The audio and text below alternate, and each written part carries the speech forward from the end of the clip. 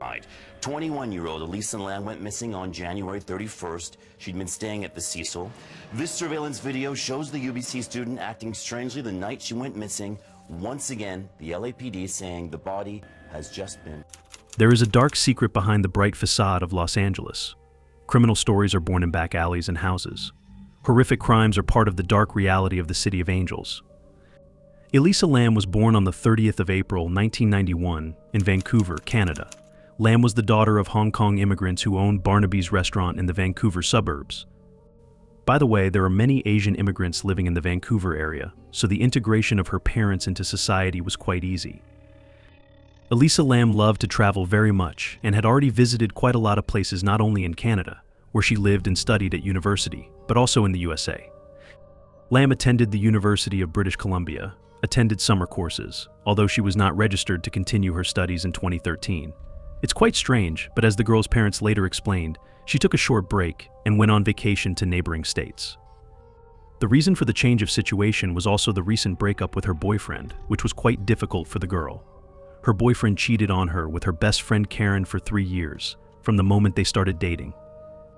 Eliza was bright, creative, and a bit eccentric.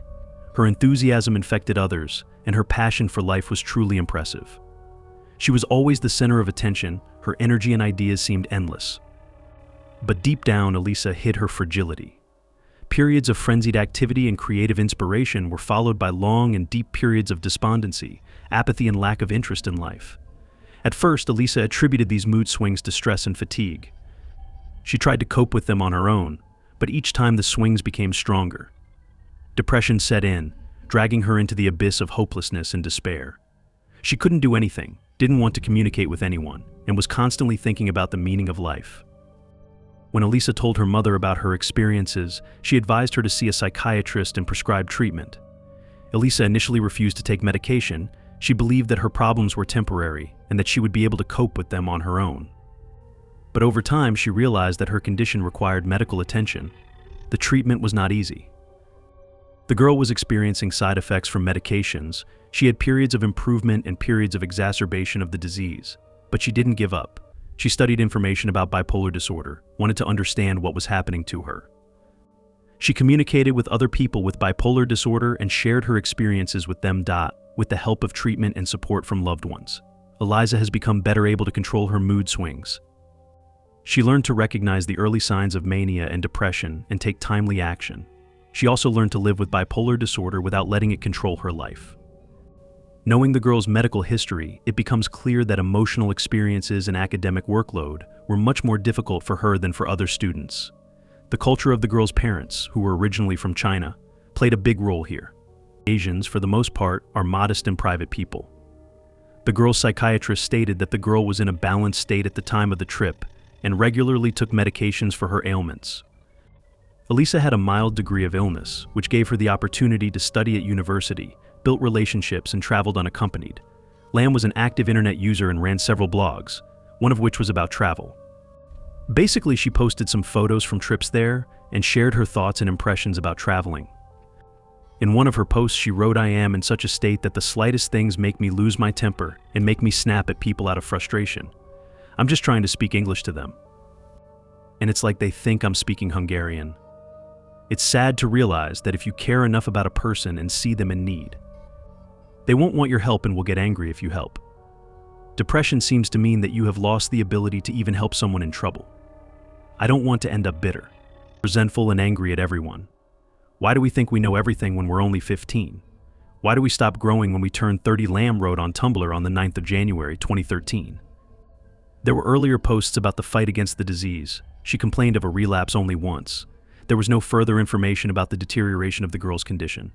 Previously, the Lam family traveled together, or Elisa traveled with her elder sister Sarah. However, this time the girl went alone, as she was old enough, knew the USA well, and felt pretty good. Hotel Cecil. This is probably one of the worst hotels in the city for a young girl. The reputation of the hotel, to put it mildly, is very sad.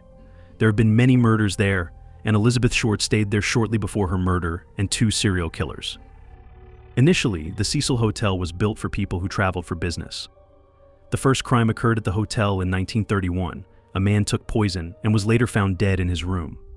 Between 1950 and 1960, the hotel was overwhelmed by a wave of violent crimes. Then things went very badly for the hotel. Its reputation was ruined. In the 80s, serial killer Richard Ramirez, nicknamed Night Stalker in the press, stayed there. At the hotel, he got rid of his clothes in his room on the 14th floor. Another serial killer, Jack Unterweger, operated not only in his native Austria, but also in the United States. Until the tragic death of Elisa Lam, the hotel did not attract much attention from the press. Although Cecil's reputation was disgusting, quite a few people stayed at this hotel during their travels. On the 26th of January, 2013, the girl was moved into a room. She shared a bathroom with another room. Her neighbors were two girls, according to whose testimony investigators later concluded that the girl could be in an inadequate condition. Later, the girls insisted that Lam be moved to another room, citing her strange behavior. She left rude notes on their beds and wouldn't open the door for them, demanding some kind of password. The girls complained to the administration, which transferred the student to a single room. Elisa was moved to a room with a private bathroom, where she lived for the rest of her time. According to the trip plan, Lam was supposed to spend 5 days in Los Angeles and then go to Santa Cruz. On this day, the girl's parents did not receive a phone call from her, which was quite strange, since they had an agreement and the girl called them every day throughout the trip. For them, this became a sufficient reason to contact the city police and report their daughter's disappearance. Eventually, they contacted the Los Angeles Police Department. The police searched the hotel grounds but did not find the girl.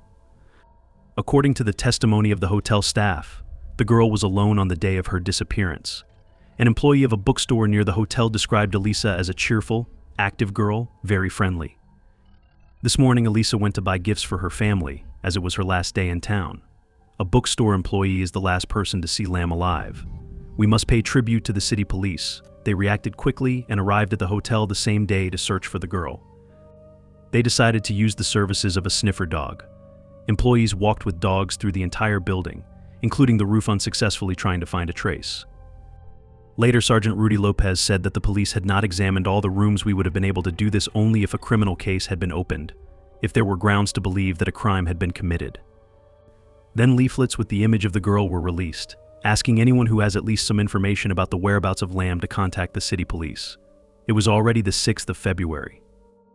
After the leaflets appeared, the police were contacted only once with information that they saw the girl the next day at an intersection near the hotel. As is usually the case, it wasn't Elisa on the record, but just a very similar girl who matched the description on the flyers. It was only on the 16th of February that the case received an unexpected reversal. The police were finally provided with the recordings from the hotel's video cameras before the disappearance of the student. This record was perhaps one of the most mysterious in this case. Comments are unnecessary here. In fact, it is enough to watch a small fragment of the video in order to make you feel at least uncomfortable.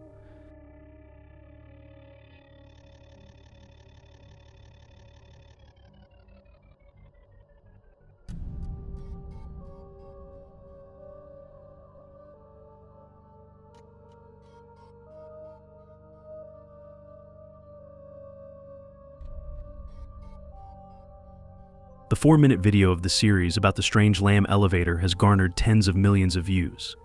As we can see, the girl's behavior is frighteningly strange. It's like she's playing hide and seek with someone we can't see. The girl randomly presses the buttons of various floors, looks out of the elevator doors, and immediately tries to hide. Judging by the girl's emotions, she was not scared at all, but was having fun and having fun. This is where the fun begins, as the police come to the conclusion that the girl was drunk. However, according to the girl's parents and therapist, she had never consumed alcohol. The girl was in good standing at the university and had never been seen drinking alcoholic beverages either alone or in company. Then the video was presented to the public, which gave rise to a huge number of theories about what could have happened to the girl and where to look for her now. Some attributed the girl's behavior in the elevator to demon possession or attempts to escape from a supernatural pursuer.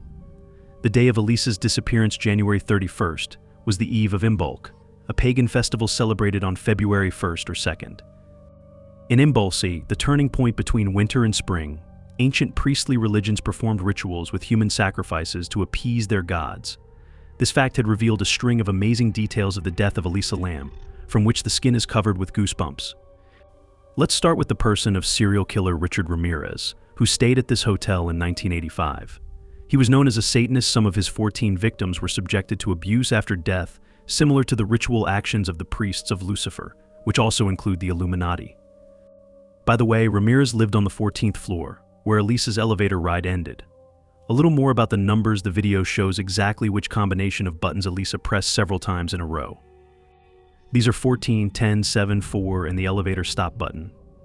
In the Gospel of John, chapter 4, verses 7, 10, 14, Jesus Christ described a conversation with a Samaritan woman, from whom he asked for water. The following eerie coincidence, in addition to consonants with the word lamb. Lamb is the name of a demon, which the legendary occultist and Freemason Aleister Crowley, founder and participant of several secret occult societies, spoke about in his notes. His occult writings have been quoted more than once by those who are classified as Illuminati and Freemasons.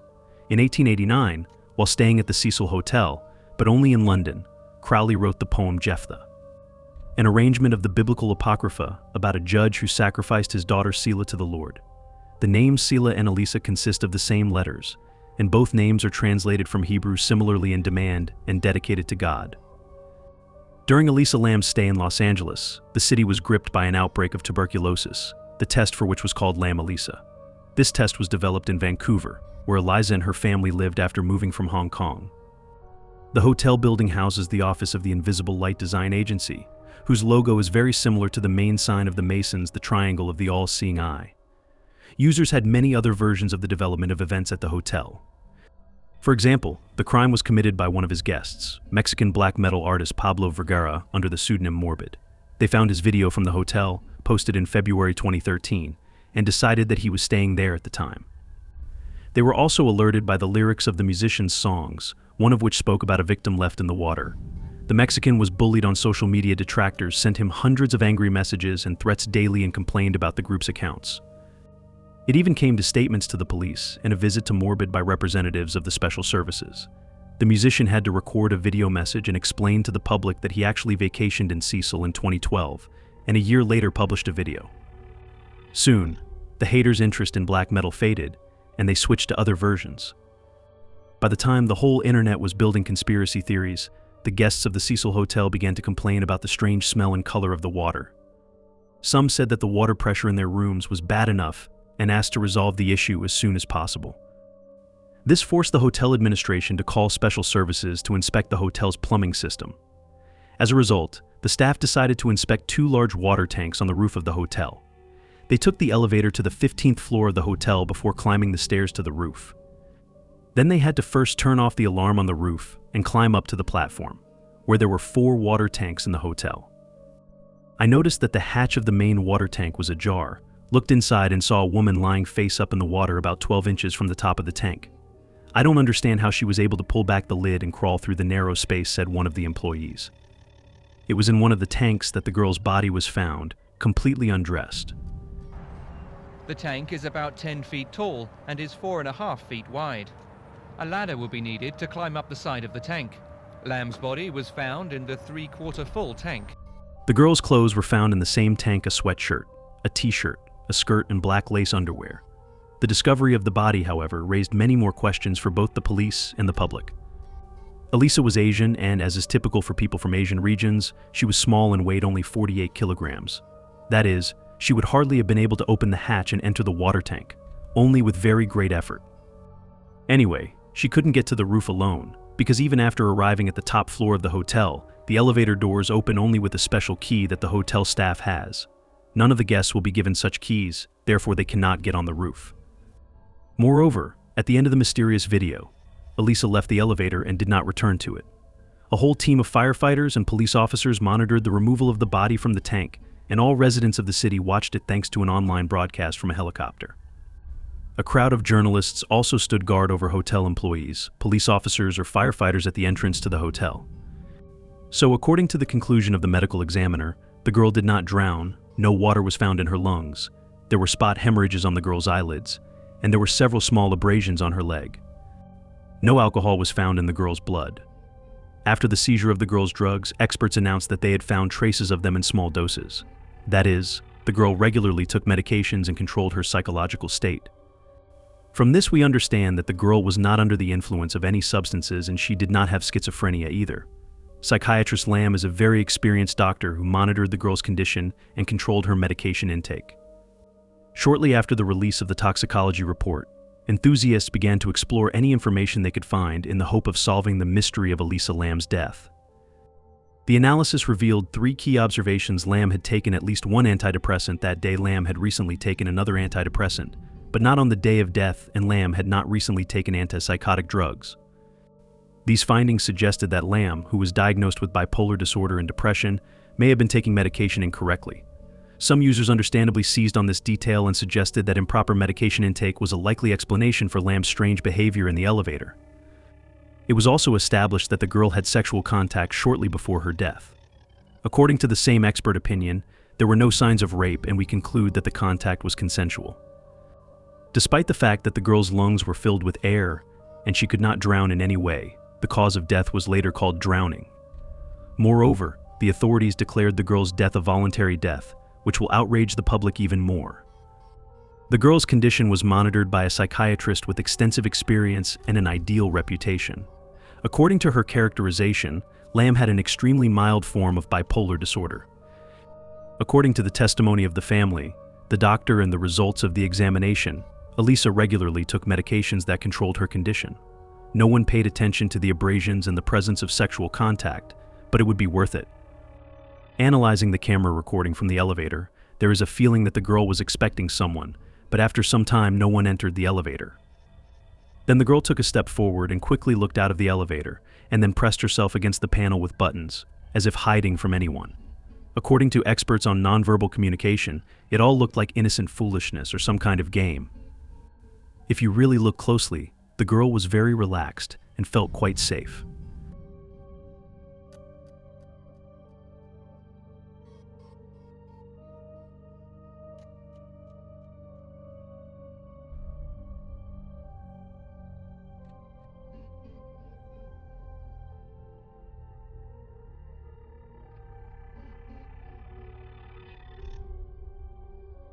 After finishing pressing the buttons, Elisa slowly got out of the elevator, straightening her hair in front of the mirror, which was located opposite the elevator.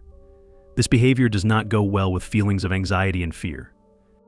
After leaving the elevator, the girl turned around and we saw her profile. The girl was smiling. Experts noted excessive affectation, playful mood. This moment in the recording was slowed down, so it also seems frightening and unnatural. We remember that the recording was manipulated in the interests of the investigation. By the way, it is quite common practice the recording is cut off. Some moments are slowed down or accelerated in order to exclude falsifications and other manipulations regarding the case. Experts on nonverbal communication noted that this kind of behavior was most likely to have sexual overtones. The element of the game just signaled that the one with whom Elisa was flirting attracted the girl and was a new person for her.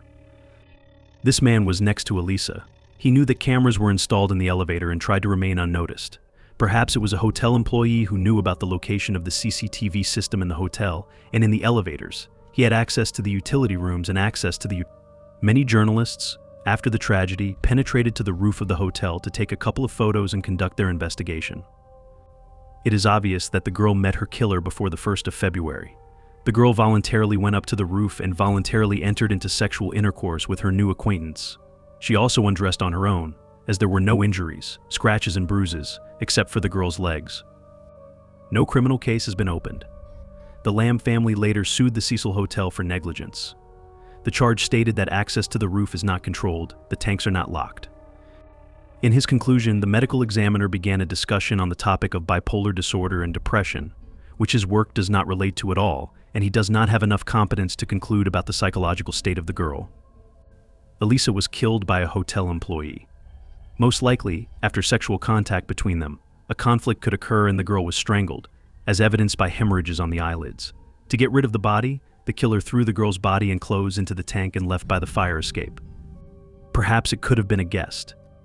This guest, however, must have been a fairly frequent guest of the hotel and knew him like the back of his hand. The authorities have not provided a video from the elevator without processing. A criminal case has not been opened and representatives of the hotel are also silent. Some conspiracy theories are popping up in my head. Although most likely the authorities just wanted to get rid of the unattractive story as quickly as possible, and also with a citizen of another state, it is still worth remembering that the girl was an easy prey. Judge for yourself, the student was 21 years old. She traveled alone and did not stay in the most prosperous area in a hotel with a very dubious reputation. Lam suffered from mental disorders, and despite the fact that the diseases were under control, the girl could react too emotionally to some situations, or, conversely, trust people who do not deserve the same trust. In general, the girl's behavior was not distinguished by prudence or any kind of neatness. It looks like the girl was deliberately looking for some adventures. She wanted to relax and have fun. Unfortunately, the thirst for adventure does not always lead to a happy ending.